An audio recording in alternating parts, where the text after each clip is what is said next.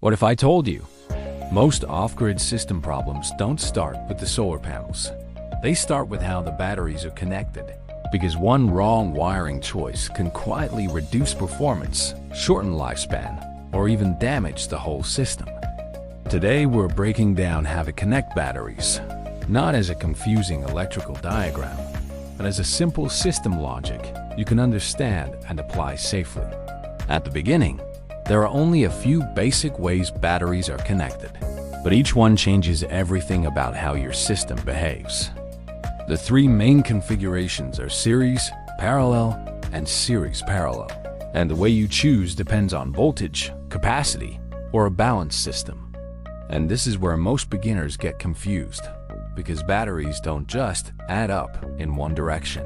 They change the electrical structure. Let's start with series connection, because this is the simplest concept to understand. In series, you increase voltage while keeping capacity the same. Positive connects to negative, forming a chain. So, if you connect two 12 volts batteries in series, you get 24 volts. Voltage stacks, but ampere hours do not. This setup is commonly used when systems need higher voltage for efficiency, especially in larger off-grid setups where power loss needs to be reduced. Now let's move to parallel connection, which is the opposite. In parallel, you connect positive to positive and negative to negative. Here, voltage stays the same, but capacity increases. Two 12 volts batteries in parallel still give 12 volts, but with double the storage capacity. This setup is used for longer runtime without changing voltage. It requires careful balancing because uneven charging can create long-term stress between units. Now here's where things get more advanced. Series parallel systems. This is used when you need both higher voltage and higher capacity. For example, you might connect pairs in series to increase voltage, and then connect those strings in parallel to increase storage. This is common in larger solar systems where energy demand is higher. But this setup requires precision to avoid imbalance between strings. Now let's talk about battery matching. When connecting multiple batteries, they should ideally be the same type, capacity, age, and condition.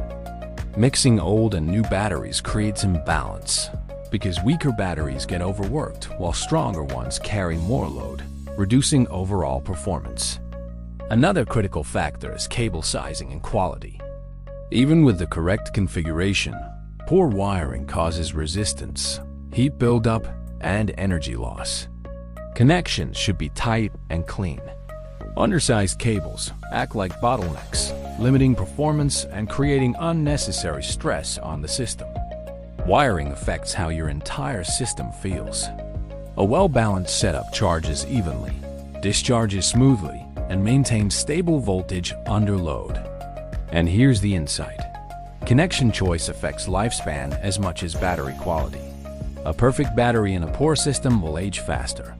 Series gives you voltage, parallel gives you capacity, and proper system design gives you stability. If you want more deep, practical breakdowns about off-grid setups and energy independence, subscribe to Off Grid Life Tech.